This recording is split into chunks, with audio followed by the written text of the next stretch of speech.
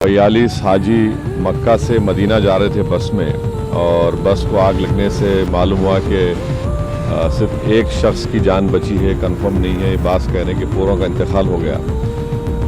मेरी भारत सरकार से और ख़ास तौर से एक्सटर्नल अफेयर्स मिनिस्टर से जयशंकर साहब से ये रिक्वेस्ट है कि वो इमीडिएटली इस पर देखें, और अगर जिन लोगों की डेथ हुई है उनके परिवार ये चाह रहा है कि उनकी डेड बॉडीज़ जल्द से इंडिया को लाई जाए।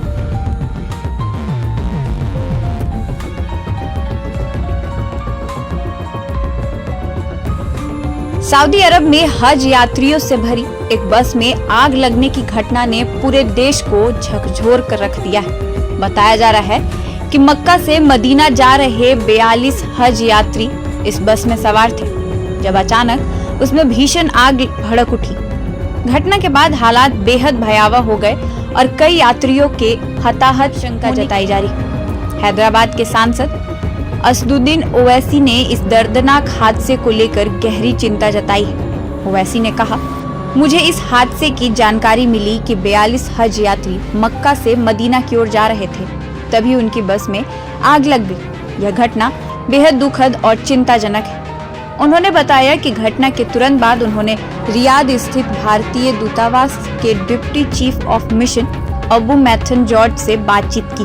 ओवैसी ने कहा, मैंने डीसीएम से बात की और उन्होंने आश्वासन दिया है कि दूतावास पूरी जानकारी जुटा रहा है और स्थिति पर लगातार नजर बनाए हुए है। इस घटना को लेकर ओवैसी ने केंद्र सरकार से भी विशेष अपील की है। उन्होंने कहा है कि मैं केंद्र सरकार, विशेषकर विदेश मंत्री डॉक्टर एस जयशंकर से अनुरोध करता हूं कि इस हादसे में जिन यात्रियों की मौत हुई है उनके पार्थिव शरीर जल्द से जल्द भारत लाने की व्यवस्था की जाए। अगर कोई घायल है तो उनके इलाज और देखभाल की उचित व्यवस्था सुनिश्चित की जाए। आइए ओवैसी की बातों को सुनते हैं। ये मुझे भी खबर अभी मालूम हुई है कि हैदराबाद के 2 ट्रैवल एजेंसी, एक fly zone tours and travels और अल मक्का हज एंड उम्रा के 42 हाजी मक्का से मदीना जा रहे थे बस में, और बस को आग लगने से मालूम हुआ कि सिर्फ एक शख्स की जान बची है, कंफर्म नहीं है। बास कहने के पूरों का इंतकाल हो गया। तो मैंने इंडियन एम्बेसी रियाद में जो डीसीएम है अबू मैथन जॉर्ज साहब से मेरी बात हुई, और उन्होंने मुझसे कहा कि कौंसल जनरल जिद्दा भी और वो ख़ुद इस पर मालूमात हासिल कर रहे हैं, और जो भी ज़रूरी कार्रवाई करना है वो करेंगे।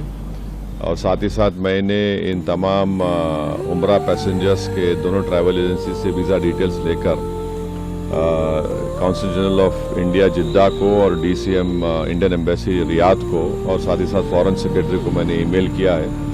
मेरी भारत सरकार से और ख़ास तौर से एक्सटर्नल अफेयर्स मिनिस्टर से जयशंकर साहब से ये रिक्वेस्ट है कि वो इमीडिएटली इस पर देखें, और अगर डेथ हुई है उनके परिवार ये चाह रहा है कि उनकी डेड बॉडीज़ जल्द से जल्द इंडिया को लाई जाए, और अगर कोई उसमें ज़ख्मी है तो उनको अच्छी से अच्छी वहाँ पर उनको इलाज हो सके।